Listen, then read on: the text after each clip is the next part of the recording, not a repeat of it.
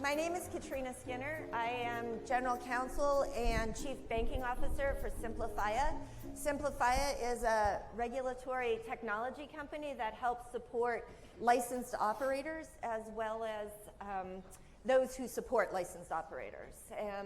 In addition to that, I am an attorney. I was a former partner with the Burns & Levinson Cannabis Advisory Group. And prior to that, I was President and General Counsel of Safe Harbor Services when they were expanding nationwide for cannabis banking. And that's how I was fortunate enough to meet Burns & Levinson. So not only have I worked with them, but they have worked for me because I retained Burns & Levinson to provide counseling services while we were expanding. So it's been a very interesting partnership. And I wanted to give a shout out to Burns & Levinson, specifically Scott and Frank. They have been great mentors and colleagues and supporters in all kinds of ways. And this is their 6th conference and the first time we've had a panel dedicated to women. So better late than never, and I'm hoping this is just the start to some of those other discussions that may not get into all the financing aspects that so many of you are here for. But we think, and I'm with this amazing group of women, that women bring a diverse element to the businesses that ultimately are going to help businesses in cannabis and otherwise. So I think this is an important discussion. It's a tough one because I always get to, why are we even here? Why are we still having this discussion? So it all started kind of with a 2019 survey that was women in cannabis, and at that point it was almost 37% of women executives in cannabis were in the C-suite or running the companies. By 2021, that number had dropped to 22%.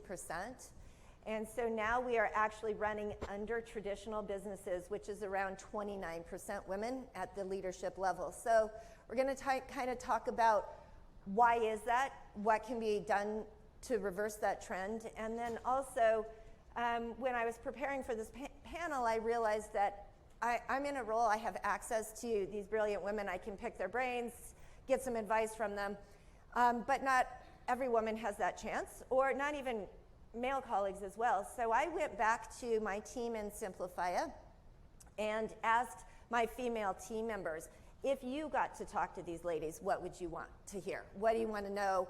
What can I ask them? So a lot of the questions today are coming from the rank and file within my company who want advice as well on how to grow their careers and further them, but also learn more about the industry in general. So we're going to start out with, I would have them all introduce themselves, and if you will, ladies, we'll just start with you, Tina, is introduce yourselves, tell us your current role within the cannabis industry and what your role was prior to coming to the cannabis industry. Certainly. Thank you, Katrina, and good afternoon, everyone. So as Katrina said, I'm the president of Lighthouse Biz Solutions, which is a wholly owned subsidiary of GFA Federal Credit Union. I've got, I guess I would say I'm the veteran on the panel with over 40 years of banking experience, and ultimately rose through the ranks until I finally served as Chief Executive Officer of GFA Federal Credit Union. Back in 2018, we had done our due diligence on serving the cannabis industry and realized that it was an underserved market, and someone in Massachusetts had to step up to the plate to serve recreational adult use operators, as opposed to having money wandering the streets, which is a huge public safety risk. And so after doing our due diligence, we ventured into proudly serving the cannabis industry. Balancing both serving as the Chief Executive Officer of a $700 million credit union and growing a brand new business. At the same time, we were merging or acquiring another credit union and building a 20,000 square foot new operations facility. I woke up one day and said, what the heck am I doing? I mean, you know, there's only so many things, even if you're a woman of power, there's only so many things that you can do and maintain your sanity.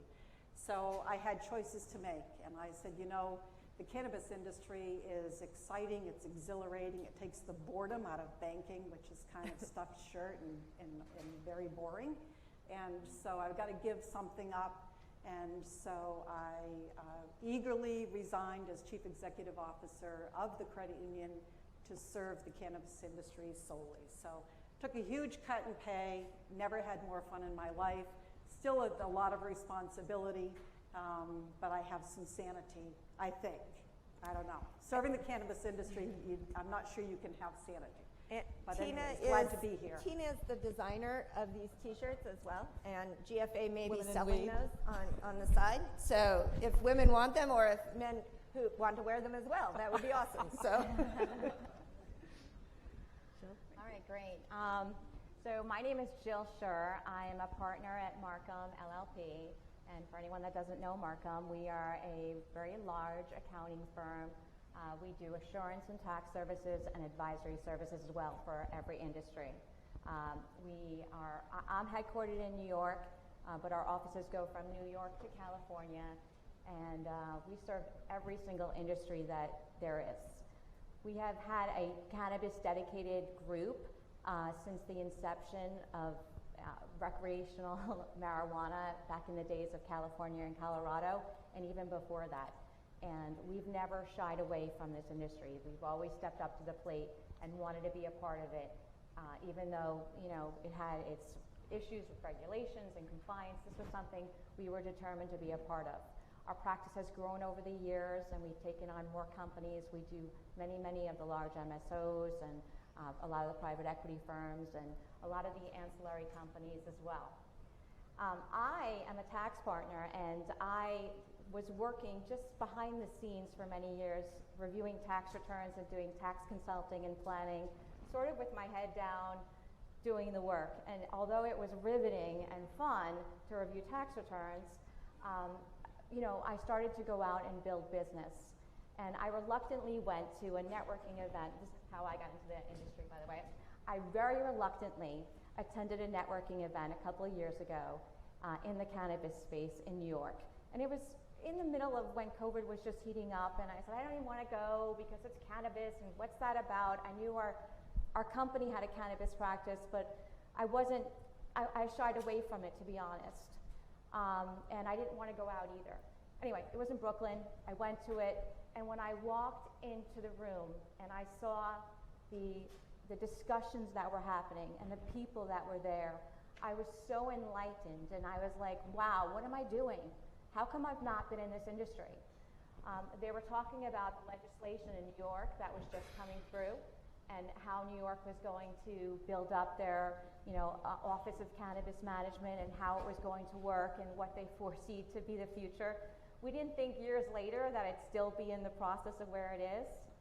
But when I saw the level of the passion of the people, when I learned more about the plant itself, when I saw the scientists and the legislation, the political and the exciting opportunities that were there, I knew I had to be a part of it. And then as a tax person, I learned about Section 280E. And I was like, oh my God, this is crazy. I have to think of a way around this, because I spent my entire career in corporate America coming up with solutions for companies, high net worth taxpayers, large public corporations. I was getting them to keep their taxes down. And I said, I should use those skills for the cannabis industry and help people that really need it and deserve it, and then, and do this. So that's how I got into this. I'm never getting out. I'm here to stay, and I'm dedicated to helping this industry as much as possible, from the accounting side, the tax side, finances, anything that I can do from my particular set of expertise. So thank you for having me. Good afternoon. I'm Julia Germain. I'm the operating partner at KindRun. I also am a venture partner with Kind Ventures, working on some other cannabis and digital commerce projects. KindRun is one of the first delivery operator licenses here in Massachusetts. It's a direct-to-consumer home delivery model. We're veteran and social equity owned and woman-led. So that's the current work that I'm doing. I've been in the cannabis industry about 9 years now, starting here in Massachusetts, but with projects in other states for privately held companies and government. Before cannabis, was call it tech startup operations guy. So I've done operational roles from sort of finance, product development, and administration for a bunch of different startup companies and tech companies. I have an undergraduate degree in biology and a Master of Fine Arts degree in poetry. So you put all that together and high-functioning cannabis executive. But it's been about 9 years now, so I've experienced a lot of different markets. Here in Massachusetts, brought on a total of 9 cannabis licenses from cultivation, manufacturing, and dispensing, medical and adult use, and now delivery as well. So that's my background, and I've made it really an express goal for myself as a young woman who has benefited from mentorship from other women and from men to really focus on workforce development, especially for young women in the industry who simply, I'm a biologist by training, so if I ever traipse into men are this and women are that, it's simply a bell curve on gender and genetics and all of that.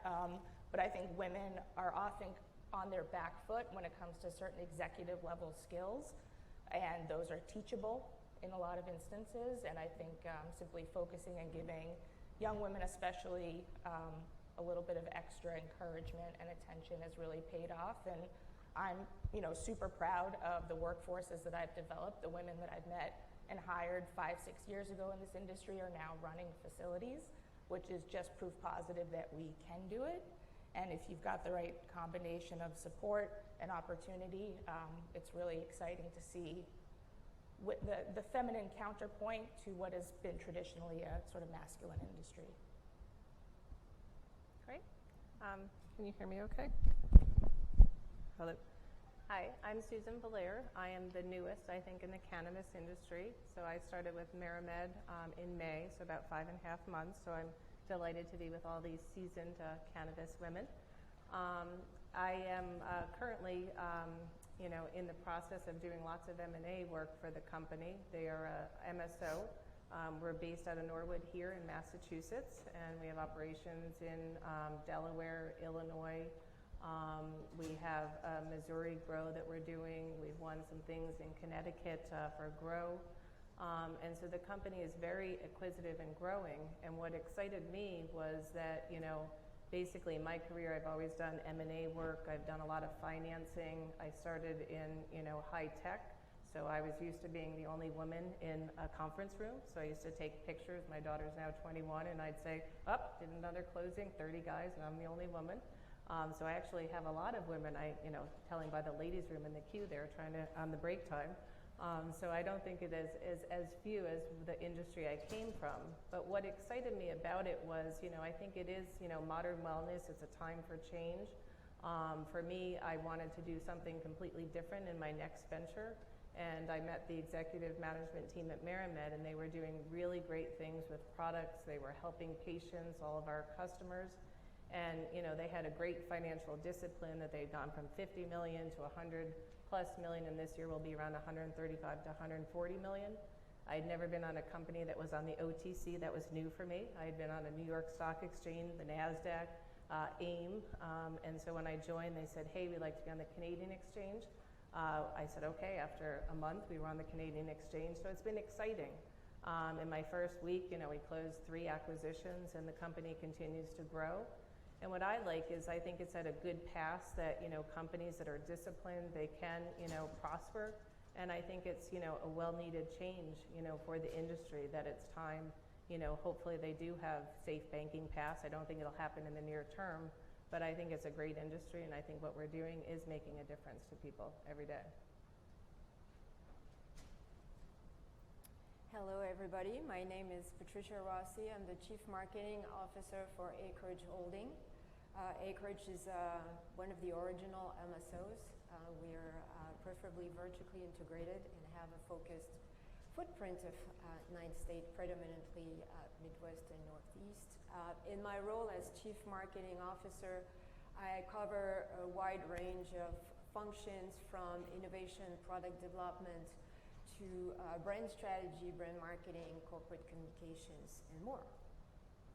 Before that time, so I've been doing this for 2.5 years for Acreage, but I would say my career with Acreage started many years ago. In 2011, started taking the leadership of the main operation, which would be the proof of concept for the start of what Acreage would be. So very few companies start in Maine, but that was possible. We proved from Maine that cannabis could be a positive economic stimulus for the state, for employees, but also a sound foundation for a corporation to build from. So as the CEO of Maine operation, it's a vertically integrated operation, and over the 9 years I was leading it, took it to about 18 million in revenue and 90 employees, and really focusing on making this an all-around good company that would be making a difference and demonstrating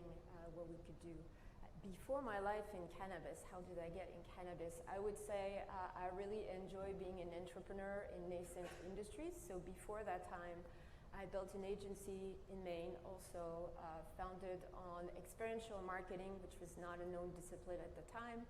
I was the chief creative officer there, leaning into my background coming from Europe and big CPG company in worldwide network, built this agency up to 250 employees all the way from Portland, Maine. We even had offices in London, so very proud of this accomplishment. And cannabis was a natural fit for me. I love making the impossible possible, and also really change the life of our consumer. Not a lot of products can claim to do this, but also making sure that I want to be a good corporate citizen and leading the way and being an agent for change in how we build these companies, the staff we lead. And I really view myself as an ambassador, but also a mentor when it comes to all the other female that we're bringing. And I think if you look at Acreage, there's a lot of change that is happening. If you look at the structure, our corporate structure in the last few years, now we can say we have female on the board. I'm sitting at the executive table. Our lead SVPs and regionals heads are predominantly female, and my team is 50-50 in percentage split. So progress is in motion, and the momentum is there. And I think it's my wish is that we no longer have to have female panel. I have been lucky to have been nominated as female to watch in multiple industries in Maine and all of that, but why are we a special lead? I want to be part of the best leader, point, period. That's what I want to be. So listening to all of you, it's tough from my perspective to understand what happened from when they had almost 37% females in executive roles in 2019 and then down to 22% in 2021. So Julia, I'm going to start with you, because during our preliminary discussions you had some ideas, and based on your background you had some thoughts on why that drop happened. So can you share those? I brought this up to Katrina because I took that survey back in the day, and I observed when I took it that the survey didn't indicate at what stage the business was at. So is this pre-operational? So a lot of new business activity coming online around that time, but did that business ever get through to operations was a question that I had. And something we also talked about is at that time, this was sort of Jeff Sessions era political climate, and the type of risk tolerance from traditional funding sources or even operators was quite low. And so there was, call it a leadership vacuum into which women could step. As time has gone on and traditional financial sources come in, with it comes their teams and the sort of traditional composition that reflects private equity or even at the public level. So when the funding sources started to change and evolve, I think that's when we saw a drop off in entrepreneurial women starting their own companies and seeing them through to operations. So if you were, fundraising at the time, but you're the CEO, but your, funding source has other requirements, then you might be out of that leadership position long term. So that's just some of the observations that I made timing-wise. Tina, you're shaking your head. Do you agree? Or do you have some other ideas? No, I agree, and I think the question really is the ratio today really the norm? And to your point, were the numbers inflated, artificially inflated because of those that were, their quest was to get into the industry but never got there? I think in terms of, and it's hard because I'd like to say that we're all equals in the room and that's how we should be treated, but I think that there still are challenges for women. To get into the cannabis industry requires a tremendous amount of capital, whether you're a retail operator, especially so if you're a cultivator, and it's that access to capital. We heard the group before us talk about the fact that traditional capital, traditional lending is difficult to secure, and access to capital is becoming even increasingly challenging. And how do you gain access to capital other than really through networking? And I think that, women have, that's a barrier for, and I don't want to stereotype, but I think it's somewhat of a barrier for women to be as successful at raising capital as opposed to maybe a guy that's, connected, better connected. I think, there are, if we overcome the barriers, and that's a big question, how do you overcome those barriers? And then I also think too that, how many of the women dropped off of that pre-operator role and never got to the finish line. I think anyone in this room that's a cannabis operator understands that there is a tremendous amount of perseverance required and a lot of risk to get there, to get to that finish line.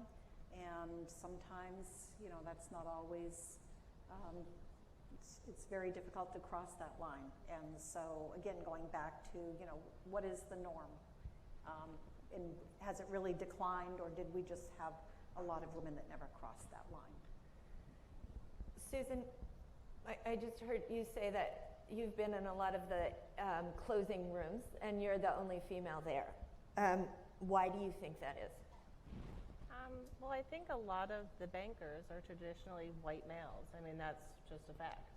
And so, a lot of the deals, I've probably done over 100 acquisitions, and most of them all, were in New York, and they were men. And there was probably 2 or 3 women I can remember in all the deals that I've closed, and they were pretty good size. The last one I did was a $500 million debt raise, and we did another merger with another company, and there was 45 people in the room, and I was the only female.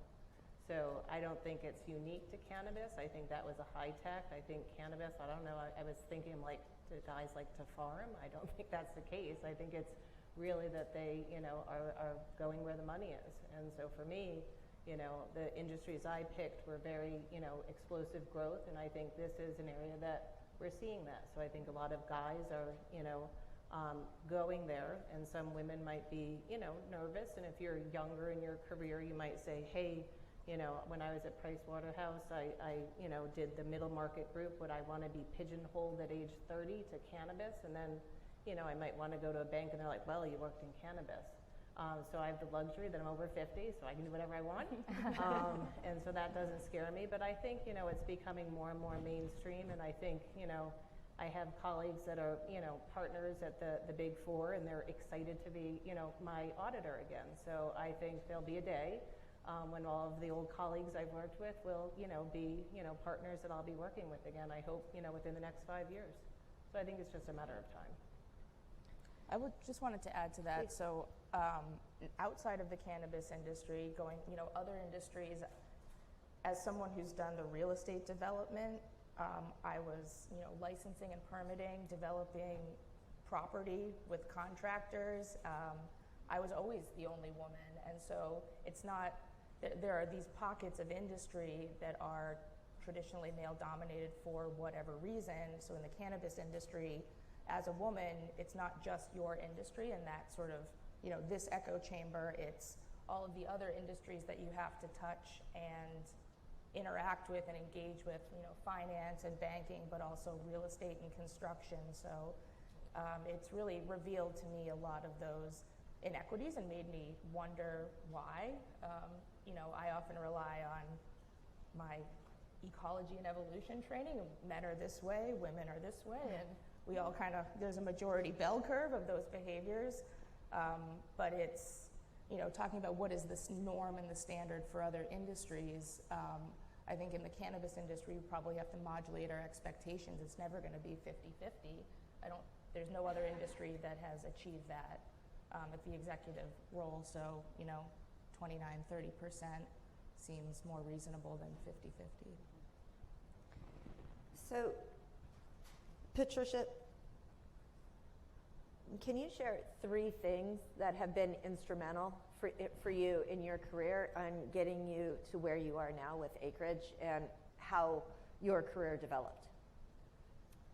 Sure. So I'll start by a quote from one of my all-time famous French designer, Coco Chanel. She was saying, keep your heels, your head, and your standards high. And that's how she changed the fashion industry at a time where women could not even wear pants. And she put pants on women, proudly so. And I think this is a good summary of how I led my career.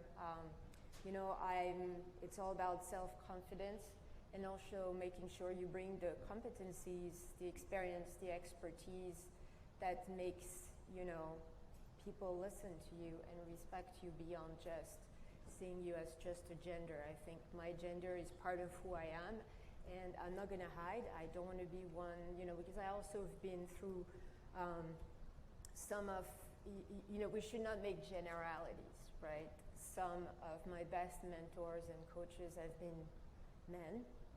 Some of my worst bosses have been women, right? So let's make sure there's no generalities there, but I think pretty much my compass has always been, bringing something to the table that will make people respect you, be a proud female in the room, and never give up, never surrender. I mean, it takes grit to become a female executive, and to your point, in any industry. And I think we all share some of these stories. We've been the one in the room, all of that. So I think it's important to always look at the higher road, and even though you encounter some obstacles, keep plowing forward.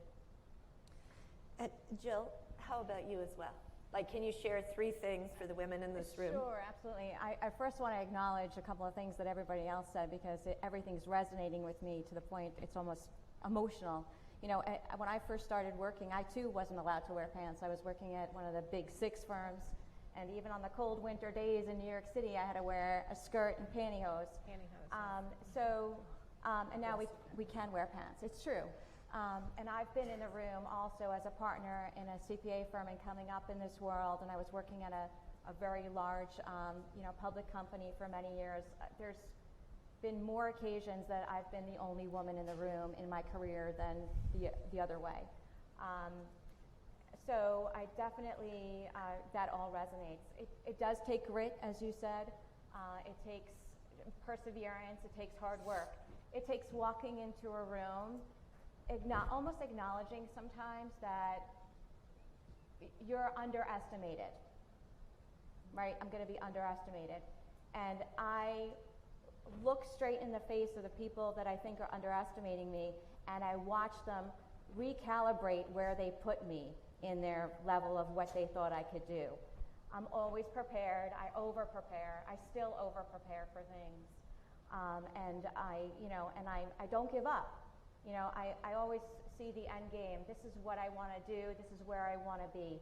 When I walked into that first networking event and I saw what was cannabis and the opportunities, all these things were going off in my head. And the first thing that I did was walk up to the organizer of the event and said, "Can I speak at the next one?"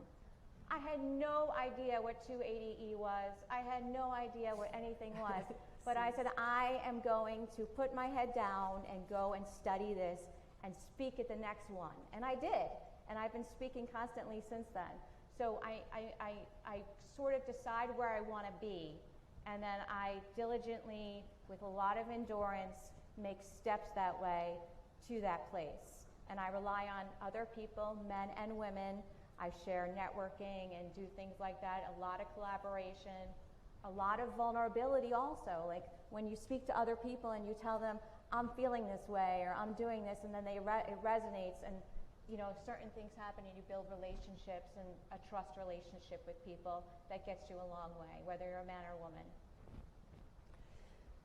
So one thing that during our discussions that kept coming up is this whole concept of self-promotion, and how can women, because men seem to have an easier time self-promoting. I was looking for the woman who came up and handed her business card, because that was a great example. I didn't know what she was doing, but that was, I mean, awesome, good for her, that sort of thing. But Tina, can you share some tips on self-promotion, or how maybe if you don't have the confidence to come up in front of a panel and just hand your business card out? And again, kudos to her.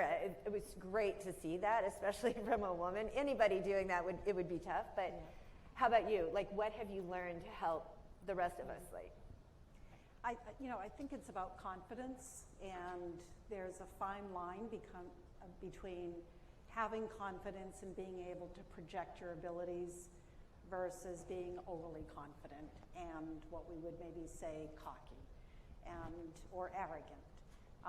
We heard all of you talking about grit and endurance and vision and goals, and I think, for a woman to be successful in an executive leadership position, it's really, first of all, not being afraid of failing. If you don't try, then you'll never succeed. And so having those goals and a vision in terms of who do you really want to be, and where do you want to bring your career, and then just that tenacity to stick to the vision, not be afraid of failing, to try some things and fail and learn from those mistakes, but then to be recognized as, to your point, walking in a room and you're assessed in terms of what your skill set is and your qualifications and what you can bring to the table, and then being able to have your voice heard, and then having the audience reassess what you really are bringing to the table. Being in banking 20-something years ago, very male-dominated industry, changing. I think we're making a lot of progress. But I would walk into a bank conference, and there would be me and 200 pinstripe suits sitting around. I remember when I was chief operating officer at the credit union, and myself and the chief executive officer would be interviewing someone for a role, and I would ask a question, and the individual would turn to the chief executive officer to answer the question. And we actually got to start playing a game with this, right? So I'd ask the question, and the person would answer the chief executive officer, and then at the end he would say, do you have any questions? And so the applicant would ask a question, and he would say, well, I don't know, you shouldn't be asking me, ask her, because you're going to be reporting to her. And that was like complete, jaw drop, oh my God, did I screw that interview up? But I think, the lessons for us, no different than a man. How do you get ahead with your career? Know where you want to go. Don't be afraid to make mistakes, and then just go for it. It was said, take the opportunities, ask for the additional responsibility. I think that would be the biggest lesson that I could give is go after. Don't wait for the opportunities to be presented to you. To your point, I walk into a room, I don't know anyone, I'm going to be the next speaker, right? Have that confidence in your abilities and project the skills that you can bring to whatever the table is. So, but is there an art to doing this? And asking, and so Susan, I'll direct this to you. So I was talking to a male colleague who was doing an M&A transaction, and on the other side was a female attorney. And my male colleague told me that he really didn't like this attorney because she was aggressive and assertive and a ball buster. And I thought that describes every male attorney I've ever met, right? But nobody describes men as that. So have you found a way to, like this fine line of being assertive or being there and just meeting men where they are as well, but not, like knowing that that could be interpreted as they're going to be offended by it because you'll be determined to be a ball buster versus a peer? Yeah, no, I think actually being a woman is actually a secret weapon. So they generally do underestimate your skill set. And so it has served me well that when I've done a lot of M&A transactions, we'd be the acquirer and they'd be, presenting all these numbers and you'd nicely sit there and, you're filing the prospectus to get it approved and you've haircut all their models by 50% with a smile. I didn't get confrontational. I just said, oh, that's interesting. And so because you were capable and you were professional and you were, prepared, as you have said, they didn't take you as being aggressive or assertive. They were just being capable. And so I have found in my career, whether you're a man or a woman, as you're interfacing, as long as you're, treat them how you want to be treated, then, I've always had great, working relationships, but they would, kind of be like, oh, what are you working on? And they wouldn't know you were the one actually doing all the models, haircutting, insulting them, and then you were best of friends and you worked together, on the new co. So, I think you can be, assertive but respectful because everyone brings different talents. And so I've never looked at it, is it a man, is it a woman? It's, what is the skill sets of the individuals you're working with? And that serves me well. Yeah. Sure. Julia, I would like to talk about some of the practical things now that we as women in leadership roles or organizations can be doing to increase the diversification and female, bringing them into the leadership roles or even just helping grow careers. So, Susan, you described a role you've been trying to hire and haven't been able to fill, like there's no female candidates. Remember, I think you were telling me that, Susan. Yeah. Is that me? Yes. Yeah. So can you tell us about that role? Has it been filled and why you think it's been so long, that type of thing? Well, it's interesting because when I started, there was like 4 people in the accounting group. Now there's 12. More revenue needs more people to count the cash, so it's all good.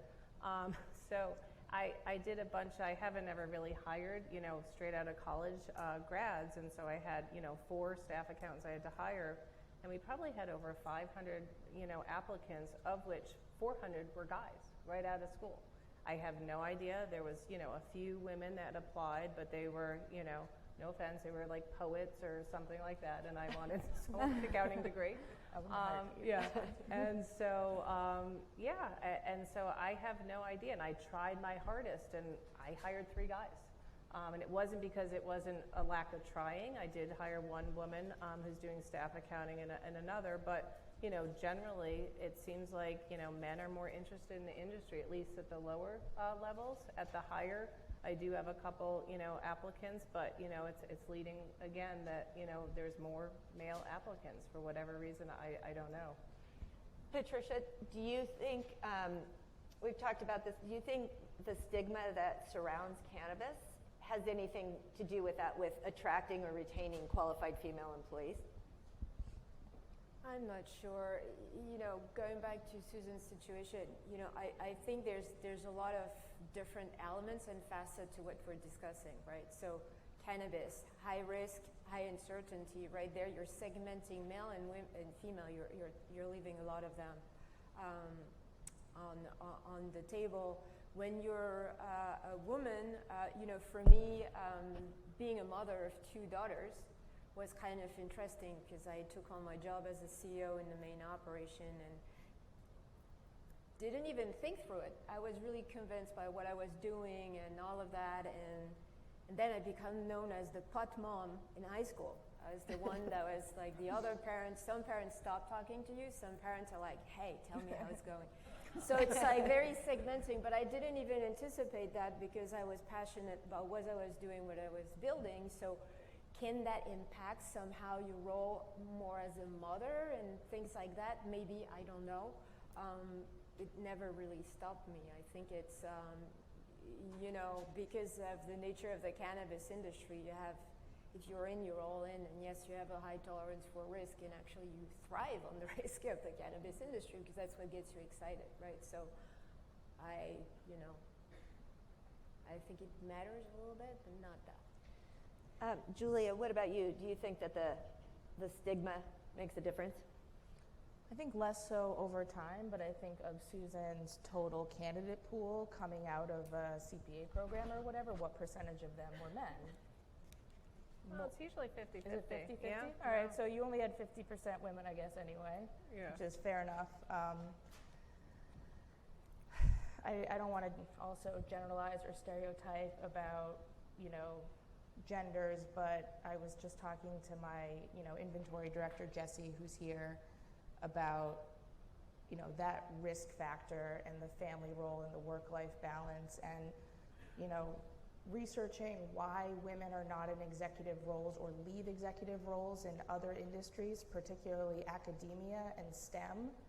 We take ourselves out of those positions, we get to those levels of achievement and executive status, and we find the work-life balance or lack thereof distasteful, and we take ourselves out. Because we make a decision, yes, I made it here, but this is effing hard, and I have to make sacrifices in my personal life. And women in our personal lives can do one very important thing that men can't do, and that is give birth. And so it is a real consideration.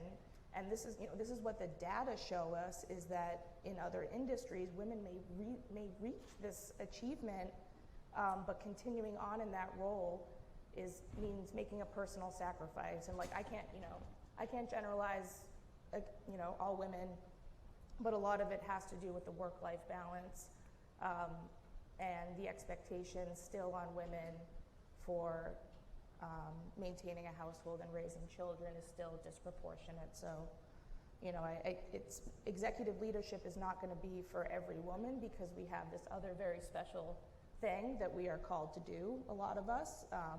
So I think it's a numbers game at a certain point.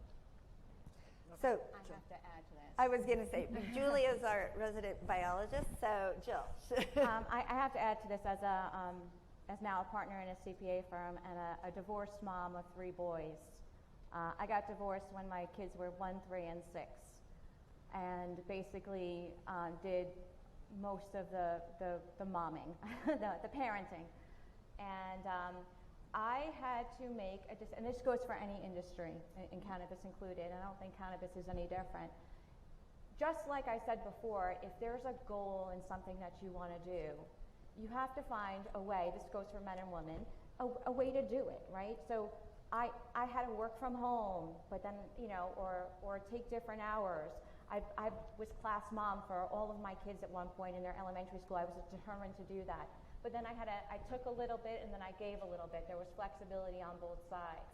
So I think that goes for any career. I've always given a little, taken a little, and made it work somehow. And I think you have to be creative.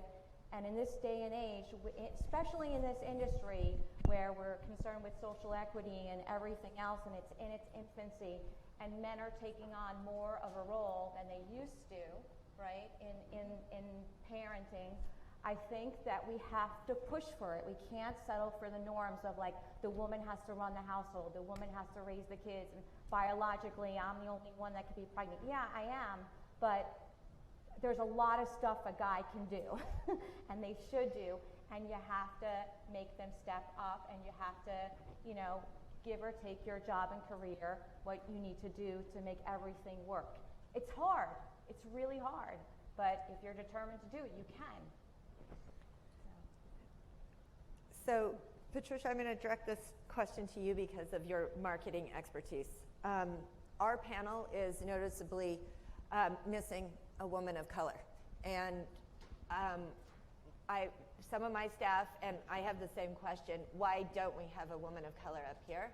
And also, are we doing enough to celebrate women-owned brands? And we heard during the lunch chat with Ed that they really look at their shelves, and to get onto their shelves, it's going to take brand awareness and selling, right, for consumer demand.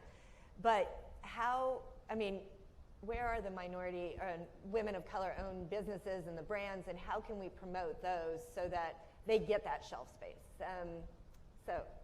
Well, I think the good news is there's more and more of these brands. What is really important, I mean, it's marketing, right? So it goes back to consumer centricity and what other needs you have on your shelves, and make sure that they really feel a need in your portfolio or a gap in your portfolio.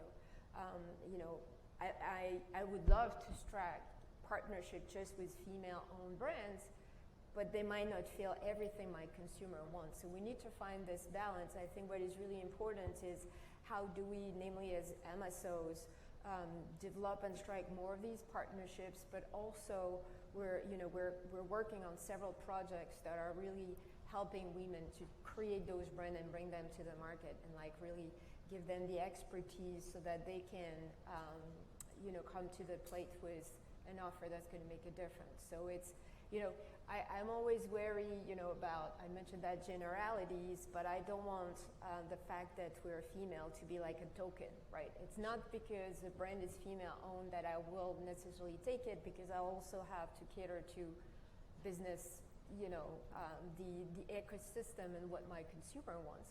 But what I want is more female-owned brands to choose from, and in that such, we're trying to really be more of a partner and role models and mentors to achieve that. Goes back. Yeah. I was just going to say it goes back to promotion of yourself, but also promotion of your brand and networking. And that you do have to have that infrastructure in place to be able to have those networking opportunities. So I can reach out to Patricia and talk about why my product, not because I'm a female-owned business, but because my product is special, my product is best, and have that opportunity to network with you as two business colleagues to see if we can do business together, and not be afraid to ask for that business. Jill? I think that, going back to your question as to why there's not somebody up here, a woman of color up here, I think that that's not the only issue. I think that there should also be a man up here of any color, because this is not just a woman issue. This is a man and a woman issue. This is an industry issue, and women are the consumers of this product just as much as everybody else. This is not rah-rah, go woman. This is about sustainability and a foundation for an industry that is necessary for it to succeed at the levels it needs to. And if you don't have women that are concerned with the products, helping with marketing, helping with finance, helping with accounting, helping with science, helping with poems, whatever it is, whatever their skill sets, there's so many things that women can do, and the men need to advocate for women just as much as the women need to. I think it should be half women, half men up here, because it's just as much of an issue for men as it is for women. So maybe next year. Maybe next year. He said, she said. Yeah. So, but would you agree that women of color have a thicker glass ceiling and a tougher time breaking in, even if it's just creating the networks that you have to go out to promote yourself? Would you guys agree with that? Yeah, for sure. I mean, pantyhose is nothing compared to like systemic racism. Right. So as hard as or challenging, I guess, as it's been for all of us, there are far more deeper rooted accessibility and opportunity access issues that women of color have to face. And it's going to take specific mentorship and development, and also harnessing the consciousness of the cannabis consumer. The cannabis consumer is very conscious about, more so I think than, and I've done my own flash polling, but more so than other products or consumer packaged goods, a lot of people care about who is making their weed products. And if we can harness that and leverage that consumer demand for products from diverse operators, and that puts, pressure on regulators and licensing bodies to evaluate their application process, because this is about not just, it's great to develop a product and have a brand, but it's even better to have a license to operate one of these cannabis businesses and own that revenue stream. So, you know, I think it's a cool thing about the cannabis industry that people understand the term social equity because, you know, of cannabis in certain cases. So to harness that conscious consumerism, to drive the demand, put pressure on public companies and to put pressure on the licensing bodies to, you know, support women of color, people of color, women, diverse operators. But Tina, you were just saying though that it goes back to part of it as well as capital, lack of capital for these new entrants into the market. But if you don't have the experience and that network again, and what we heard from the panel prior to us was that they're betting on management and capability. So how as new entrants into the market, as women-owned businesses or minority or veteran, like social equity licenses, how do they get there? How do they get the experience, and how do they then get in front of some of our other panelists to get the capital? I think that's the struggle, and we've been talking about it since day one, right? You know, we deal with a lot of social equity applicants that will come to us, and they've got a great business concept. They certainly have their heart and soul and desire, and they've got goals like we talked about earlier, but it comes down to it takes money to get into the business. And unfortunately, you know, you look to, so if you're going to lend to a cannabis operator, you know, you usually look for collateral, especially if they're not yet operating and they don't have any cash flow to demonstrate their ability to repay the debt. So you look to a brand new operator that has no cash flow and no collateral. If they were anything but cannabis, the financial institution would consider taking a risk and lend to them because they most likely could get an SBA guarantee on that loan. SBA doesn't exist for cannabis operators. So it is a catch-22. And regardless of race or gender, you know, every new operator without those, their own means, friends and family or investors are going to have that challenge. More so for people of color, females, because I think they don't necessarily have those networking opportunities. So I think the best path, in my opinion, the best path is, you know, can I partner with someone like an Acreage Holdings, and not necessarily give up. You know, we see this a lot where social equity applicants are eager to get to the finish line, and so what they might end up doing, and we've seen some really good partnership deals with other larger players, and we've seen some really bad deals.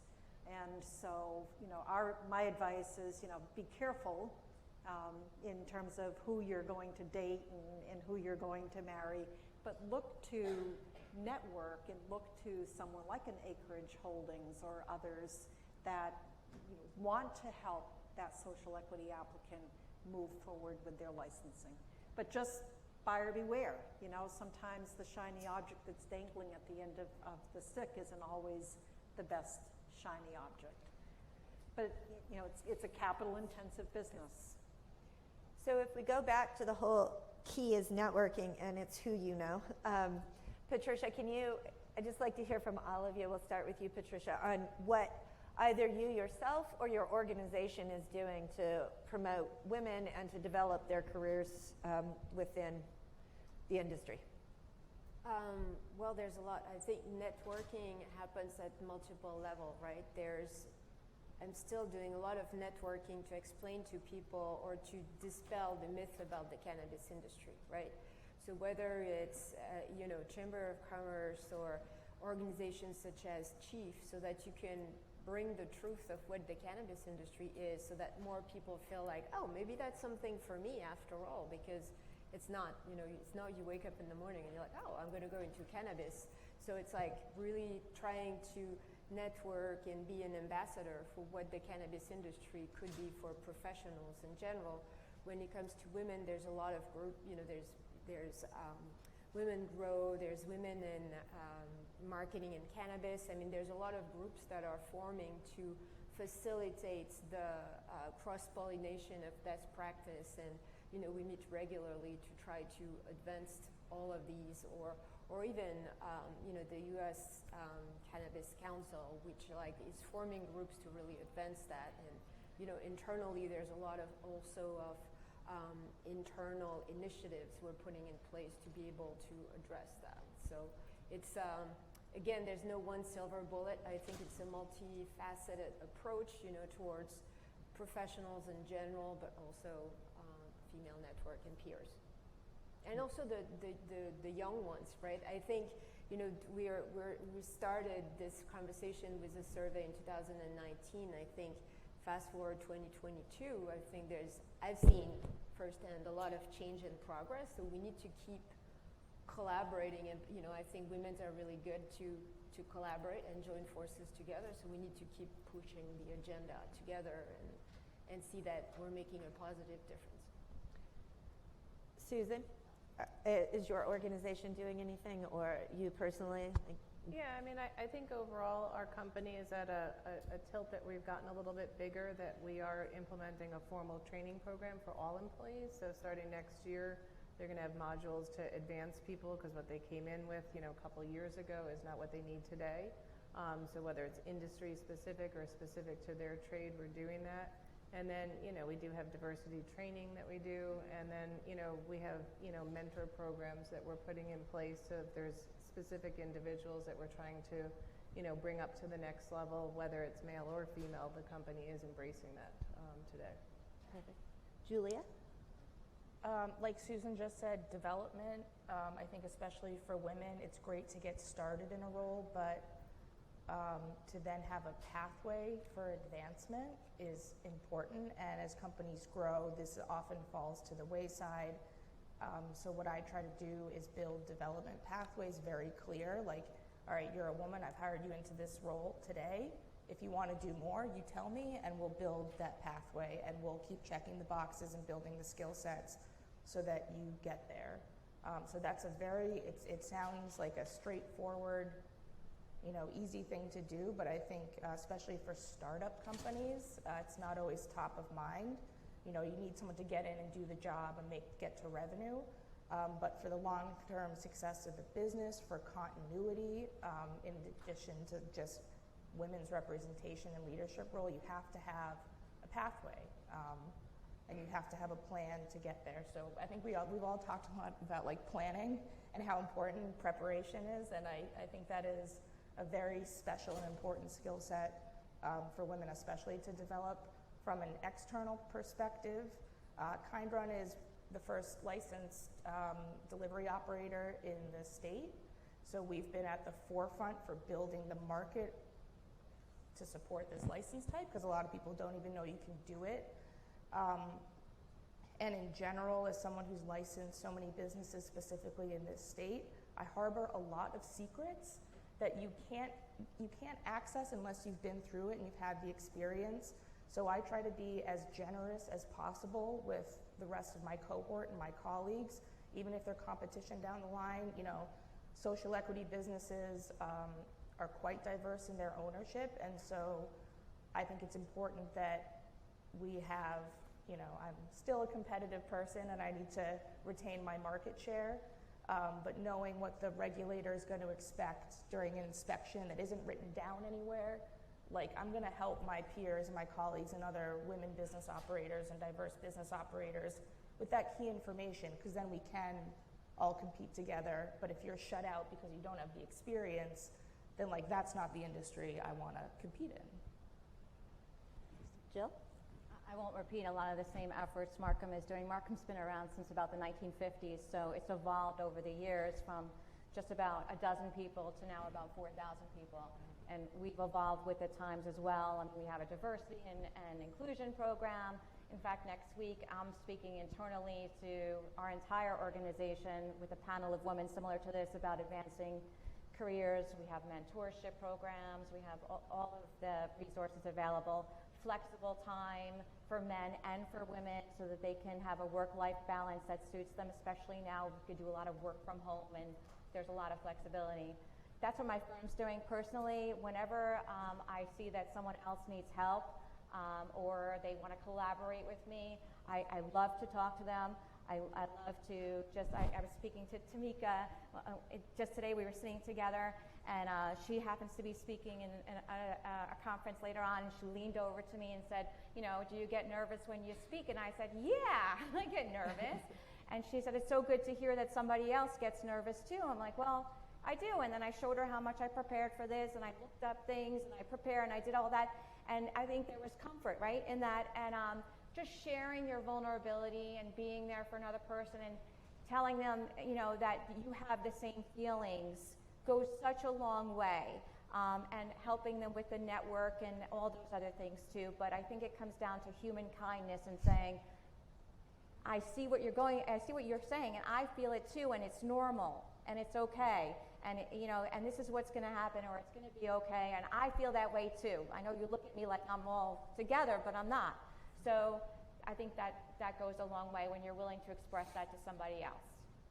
And Tina? So I think it's our responsibilities as females to help others. I think back to when I started my career, and I didn't have one female colleague. All my mentors, who I'm fortunate to have had, that got me to where, rising to the ranks, were men. And my goal for my team and myself is it's time to pay it forward.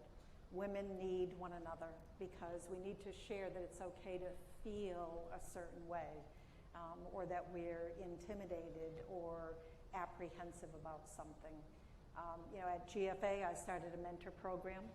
I identified rising stars in the organization and basically assigned them all a mentor, female preferably, so that we could help them gain their confidence and gain their experience and have them see that star, and reach for it, and let them know that, and allow them to make some mistakes and actually celebrate the mistakes.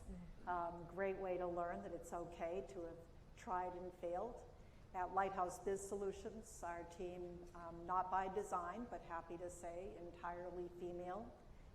Not afraid of getting the work done, and it's about offering them the opportunity to grow, as I said earlier, the opportunity to try things, and even if they fail, that's okay, that's how we learn, and work-life balance.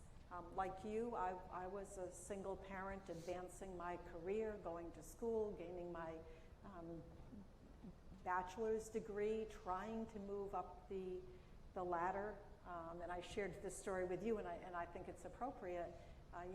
We have come a long way, but back then, I remember, I got a phone call from my babysitter one day, and it was, I was working a teller line, and the babysitter said, "Your son is terribly sick, you need to come home."